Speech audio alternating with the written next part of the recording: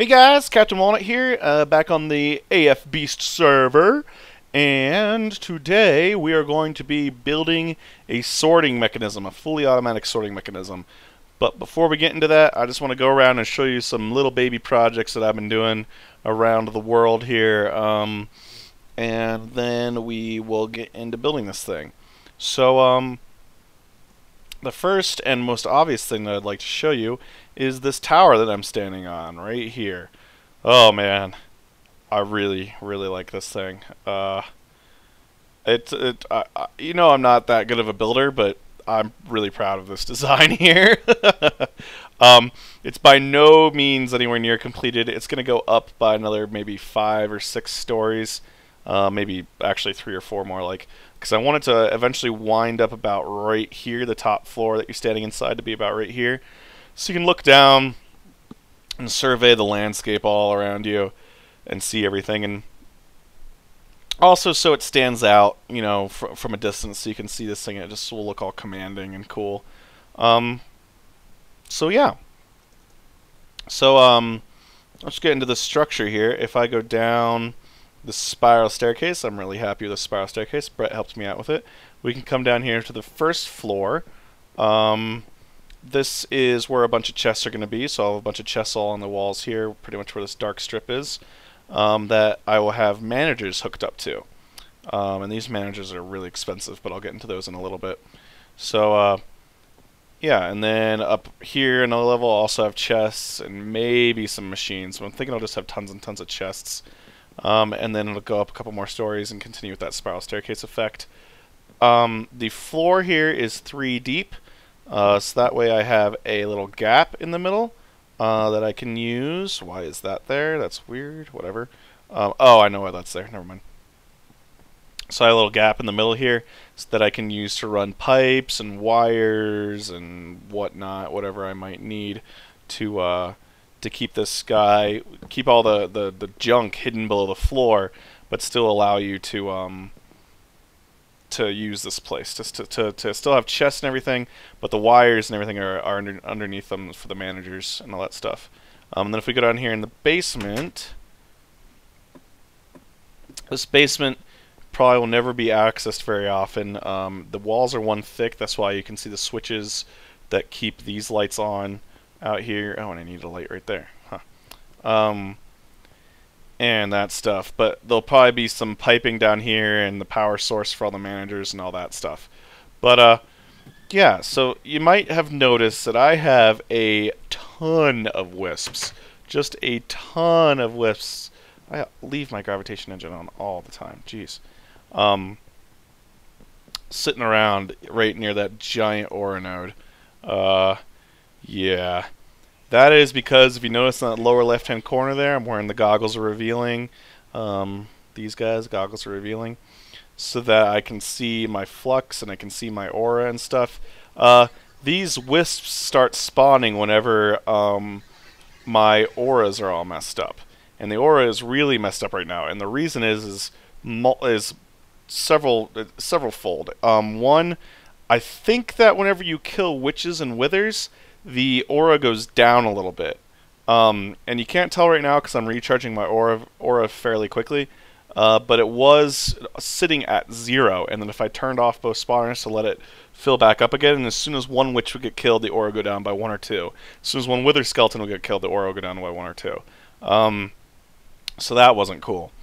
So that was really draining everything and spawning tons of wisps. So in an effort to fix that, I put in 2... Oh, come on, witches. Come on. Come on. I grew 2 silverwood trees here, 1 there, and 1 there, and then I cut them down again because the silverwood trees actually have tiny pure nodes inside of them, and you can see them sharing viz in between them, the little sparks going on. Jeez, this is annoying. Yeah. But it turns out, so the pure nodes are supposed to clean the flux out more quickly, but that doesn't really, you know, help. And this poison is super annoying. I'm sorry about that, guys. Come on. There we go. But creating new aura nodes doesn't actually recharge the aura any faster. because the aura nodes themselves don't recharge the aura. The aura gets recharged from sucking aura from other fuller nodes and bigger nodes, or by taking infused stone and sucking all the viz out of it. So if you sucked all the viz out of all the stone in an area, your nodes aren't going to recharge very quickly. There's a third way, however, a man-made way of recharging these nodes, and that is with crystal. I don't know. That was weird. Okay. That is with crystal clusters. So you come down here, and you can see I've built myself a little room. Oh, a wisp just spawned. Come on. Where'd you go, buddy? Where'd you go? Let's do this. It's a purple wisp, too. It's not one of those friendly green wisps. Die. Haha. Yeah. Okay. So,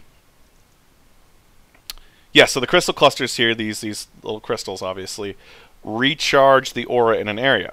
And then I also have a bunch of capacitors, because I was worried, because there's no math out there that I could find to see how quickly an aura would get recharged or drained or anything like that. So I put a bunch of capacitors here in here, too, to try and help buffer my aura draining process. Now, obviously, I've done too good a job because my aura is far above its baseline level. You look in the lower left-hand corner there, you can see it's 406 out of 369. That means I'm going to start generating flux when it's all out of whack like that, but that's okay. I don't really mind that much. I just need to figure out a way of better containing those wisps. So, these crystal capacitors will charge up whenever the aura is higher than the baseline. So right now, the 406 number is larger than the 369. 369 is the baseline for this particular node. So these capacitors are charged up. Now they're a nice deep purple, which means they're fully charged. As soon as that first number dips below this level, the second number, these capacitors will slowly start discharging it in an effort to get it back up to speed. So that's just the reason I have the capacitors, and then the crystals themselves just straight charge it up. So that's how I'm doing that, and then this node right here is actually charging up all the other nodes in the area, because it's a fairly large node. And I have a couple other nodes like that all down here on Bedrock with that exact same setup around them to try and recharge my aura very quickly. So there's that. And now let's get into the nether. Brett's actually moving into the nether. So I've got a little biofuel project set up for him, and I want to show you some of the code on that. That's fairly interesting. Whoa, that's weird. Huh, who put up those little portal holder things? I don't know what they're called. Must have been Soren. Thank you, Soren! That was nice of you. Now we can all play with our portal guns again. Okay, this is his portal into the nether. Okay, be careful not to sprint into the nether, because then you'll actually go spawn like 1,000 blocks away. That's really frustrating. Cool. Yeah, so I hereby lay claim to this territory by decree of beer law. Taste the beer, because his name is Afro Beer. So it turns out that bees work in the nether. The only problem is there's a glitch right now that whenever... oh, hold on, let me recharge this. Whenever it's raining in the overworld, it'll still think it's raining here, so the bees won't work. But then when it stops raining in the overworld, the bees won't be convinced it's done raining here, which is really frustrating. So it takes a server restart to convince them that that it's done raining, and that's just frustrating to do. So what he's doing right now is he's up in the overworld, breeding the bees to not care about if it's raining or not, and that way he can come back down here and keep breeding his bees. And then these wraith lights here, or these wrath lights, or whatever the hell they're called, trick the bees into thinking it's daytime all the time, which is nice. So if we come over here, you notice that I've got a little tree set up and some golems. These golems are awesome, and oh hey, look, is this guy running right now? No, he's not. I don't know why that is. He should have been running. But he actually goes up and chops down this whole tree, and this tree will drop tons of saplings, which these guys will all pick up. And I don't want to fight the Enderman without my gravity chest plate on. Boop, boop, boop, boop. Okay. So, Enderman, let's have at you. Haha. And then the fire will cause him to teleport all over the place and forget about me. Yeah. So, yeah. So, he'll come down here, and there's a chest here with 4 saplings in it, and another chest here with 4 coal in it. He will pick up saplings if he needs them, or pick up coal if he needs them.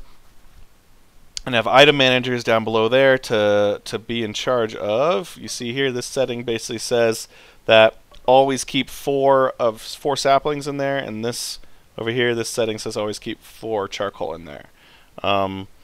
Now, these golems will pick up the saplings and dump them into a relay. If we look here, I have him, oh, see, it just dropped one, and he got it, and so he puts it into the relay. Now if I look at, and he just got it, the little red-eyed log guys, so I can actually tell them to pick up only saplings and redwood logs, because what I have him do is I just have him dump his redwood logs out into the ground, redwood logs onto the ground. Now if I go into the basement here, you'll notice I just set this thing up so the tank's not full yet. But what I'm doing is the relays are all up here, and I'm sorry for my frame rate issues right now. I don't have the best computer in the world, so I'm not getting the best frame rate. So the relays come along here and dump into this empty chest. And I realized recently that I don't need to have this set up right now, but this empty chest has a priority 9 manager on it, which says keep this chest empty at all times. Don't ever let anything get back stuffed into it, since he's the highest priority. And also, just to make sure that everyone knows that, I put a restriction tube there.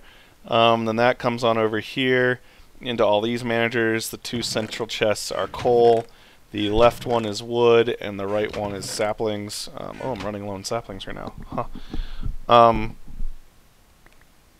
So yeah, and then that comes from the relays on the other side, and the same thing is set up there. These guys up here, if I fly up there, are the relays that are underneath those copper chests. They're priority 8, so they will ask these item managers to send them whatever materials they need. And then over here, I have a what's it called? Oh, a still, or what are they called? Fermenter. There we go. Set up to take fertilizer, and that setting says keep 16 fertilizer in there at all times. The setting says keep 32 redwood saplings in there at all times. Making biomass. The biomass is then distilled by this still very slowly. Should probably have a couple more stills, or maybe even a distillation tower. That's brand new. I want to try messing with that. The whole thing is powered by this combustion engine, which is running off of the biofuel, and the extra biofuel is being put into this giant iron tank. Now the fertilizer, I'm not manufacturing the fertilizer right now. Fertilizer I'm just getting from a chest. Since I'm mining plenty of apatite right now, I don't really need to worry about making an automatic fertilizer machine, but I have a design for an automatic fertilizer machine which will produce fertilizer quick enough to operate tons of these fermenters. So yeah. So that's how this whole setup works. I'm pretty happy with it, and I'm also was nice to get frame rate issue again. There we go. It also was nice to get this thing set up so I could figure out how these managers would work in a real life project. Now, since I'll be doing that over there in my tower. Now, about these guys here, you saw how they're sort of jumping around all over the turtle and getting in his way and stuff. He replanted these guys already, so it's not that big a deal, and all he's doing now is he's waiting for this to grow again before he chops it down again. But because he's operating in an area with golems and stuff, he actually needs a special piece of code in him to make sure that he waits long enough for something to happen. So for instance, if you place a block down in an illegal position, like let's say, you're here and you're trying to place a block straight up and it's slightly out of your reach, it'll place down for a second and then it'll come back into your inventory like it never actually got took out, but it actually places down for a second. So in this guy right here, if there was a golem that walked right in front of the turtle as he was trying to place the sapling, the turtle would think he placed the sapling, but then the sapling would actually appear here and then disappear instantly and go back into the turtle's inventory. But the turtle wouldn't know the place operation had failed, and he would end up missing one of these things. So the way I've fixed that is I'm actually looking at the inventory. So if I terminate this using Control T and edit chop fur,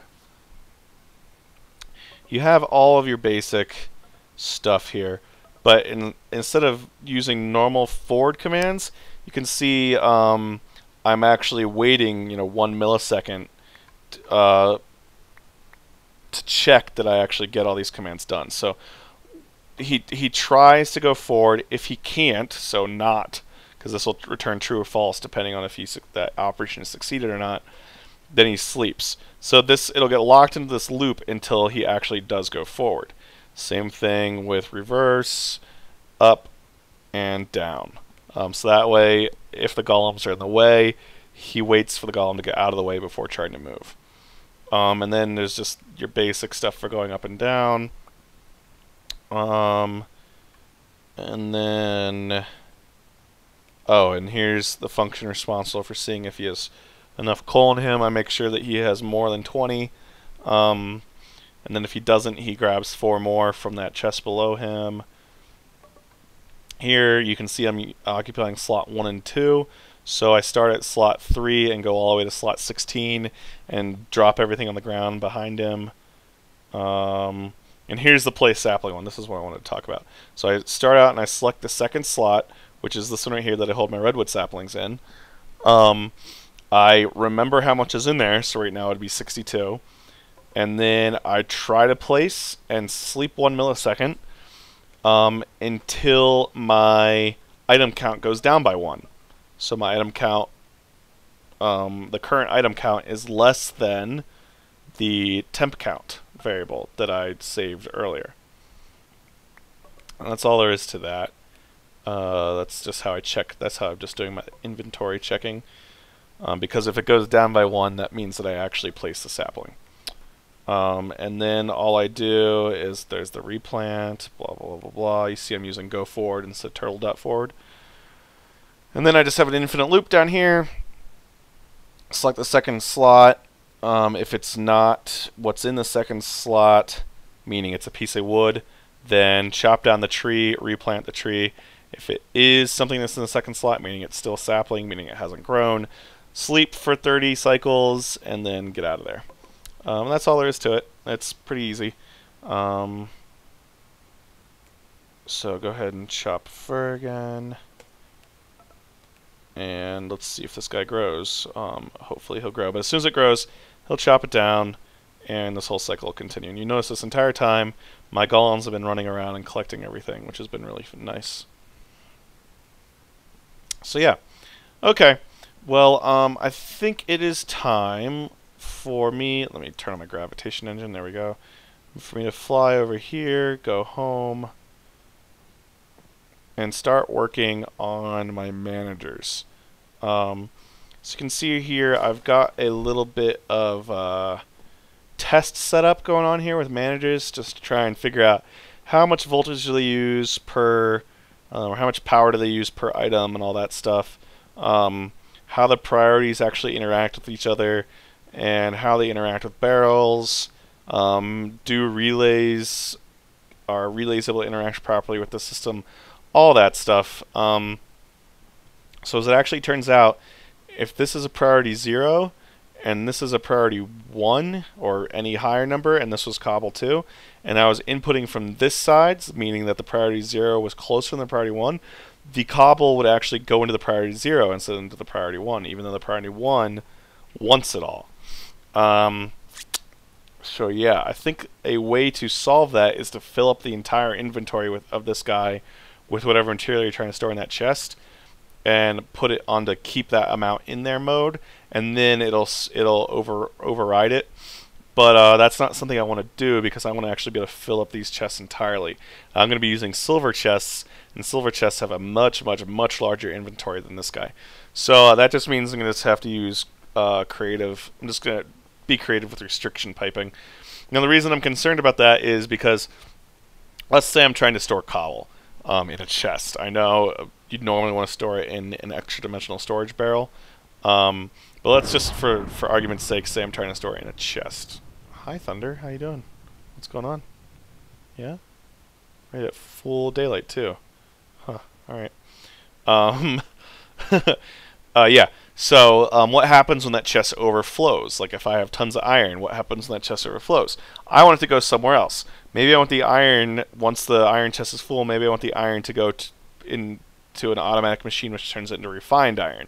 And then when the refined iron chest is full, maybe I want the extra refined iron to go into an industrial blast furnace to make steel or something like that. So yeah, so that's just something I might want to do. Or cobble, maybe when cobble chest is full, or barrel or whatever, I want the cobble to just get voided. I don't even bother recycling it because I'm going to be getting so much cobble from my quarries anyway. I just want to void it straight off the bat. So how would I do that? I would probably just use a restriction tube with an item manager right next to the one and send it off into Oblivion. Speaking of steel, gravitation engine is still on because I'm so bad about turning it off. Oh, by the way, fought the Hydra. Got its head. Fairly easy to do if you have a gravity chest plate. I have a steel factory here, and you can see it's completely full of steel, which means that everything else is backing up. So now my coal dust is backed up, and now that's full, so it's no longer pulling coal out of here. So that chest is filled up, and my refined iron is slowly filling up too. It's getting coal and iron from that mob stream I have over there, the coal from the wither skeletons, the iron from the iron golems. And then, so all it's doing is, oh, I turned off my thing, derp. The coal is going to this type of chest, the iron is going into this chest, it gets sucked out and put over here. I just have some piping going over to my industrial blast furnace. You can see that my industrial blast furnace filled up with refined iron and coal dust because I'm no longer taking my dark ashes out. So that means that this guy got backed up. My dark ashes actually go through a filter here, which is responsible for only grabbing dark ashes, down into a barrel just because it was really simple to do it that way, and then immediately sucked out and voided. My steel and coal dust come down here, get filtered off in different directions, so that's the output pipe. This is the coal dust input pipe, and this is the steel input pipe. So that goes around, up and down, and over, and all that crap. So yeah, this setup could be much improved by using item managers, because then I wouldn't have to worry about timings and all that junk that you have to worry about here. So yeah. So that's my automatic steel factory, which is really nice to have. And there's my recharging station. You've already seen that before. I added a jetpack compatibility to it too, just in case I lose my gravity chest plate and I need to go somewhere with a jetpack. Then I can do that. Yeah. Okay. Well, I suppose it is now time to make a cut, probably a several day long cut, and get working on this. Get working on my item managers and stuff like that in here. So I'll be back when I have that thing nearly completed. Okay, see ya.